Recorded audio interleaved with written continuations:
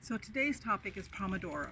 I've kind of mentioned this in passing before, but the Pomodoro technique is something for when you know you need to get things done, but you really don't feel like it. So it's a good motivating thing because the premise of Pomodoro is the old kitchen timers that look like a tomato. So Pomodoro is Italian for tomato. Um, you set the timer for 20-25 minutes. You can make it bigger, you can make it smaller, but there is a natural mental focus thing that usually 90 minutes is the maximum window. So you can play with that, and especially depending on what kind of project you have, play with the timing of how long. So sit down, write a list of things you need to get done, and then set your timer for 20-25 minutes and go do a thing, whatever it is, like dishes, clean the kitchen, clean the bathroom, get some things posted on Facebook, make posts for Instagram or LinkedIn, whatever your tasks are. Go do that for 20 minutes and just focus on that for 20 minutes. No interruptions, no sidetracks. Just move, work, get it done. Okay. After the 20-25 minutes, take a 5 to 8 minute break. I tend to take a little bit longer breaks. I have something like fibromyalgia, so I get really tired. So if it's been a physical thing for me, I'm going to need a longer break than that. But again, you can be very fluid with this and work with what you have. After 4 sets of Pomodoros, take a longer break, 30 minutes, so that again you get away from the task, have your brain focus on something else, and when you come back to it, again, this is what I'm doing. I'm focusing on this thing and getting it done. Something I'd like to point out is that you don't need to feel like doing it to start. And a lot of times people will do the 2-minute timer. And for 2 minutes, I'm going to do dishes. And usually by the time the 2 minutes is up, you're into the task and you want to finish it. So that's with the Pomodoro, the same kind of thing. Well, now that I've done all this, I'm going to just finish wiping up the counters and I'm actually done with the kitchen. So it makes you feel good that you have accomplished something. Sometimes it does take 3 or 4 goes to get what you want done, but it will work. It'll work out for you.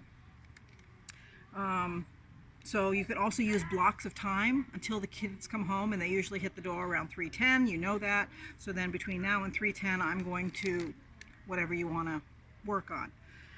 During the washer cycle, same kind of thing. You can fit it into your life. Okay.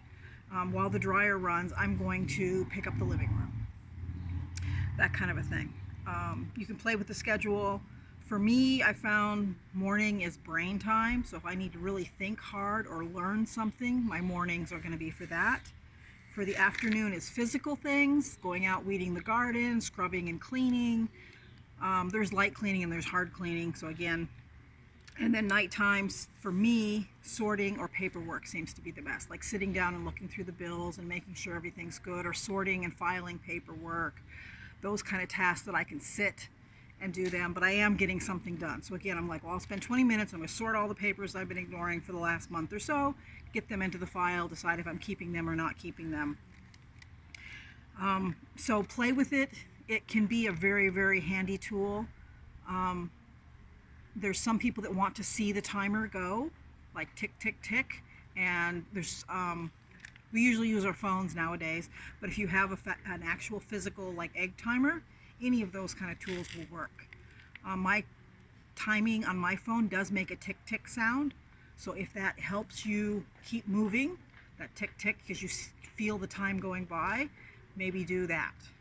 Okay. So it's kind of a 6-step thing. Pick a task, set the timer, you work steadily the whole time, it dings, you check your progress, you rest, and then number 4 is check. Have you done 4 tasks? If not, do it again. And I suggest checking them off. I've done 1, I've done 2, I've done 3, I've done 4, so now I get a bigger break. So if you haven't done 4, check mark it, and then do another one, do another one, do another one, and then at 4, take a bigger break. But I get a lot done in those 20 minutes things, because I'm like, okay, for 20 minutes, I'm going to give this all my energy, all my focus, all my time, effort, and it's amazing. I can clean the bathroom now in less than 20 minutes.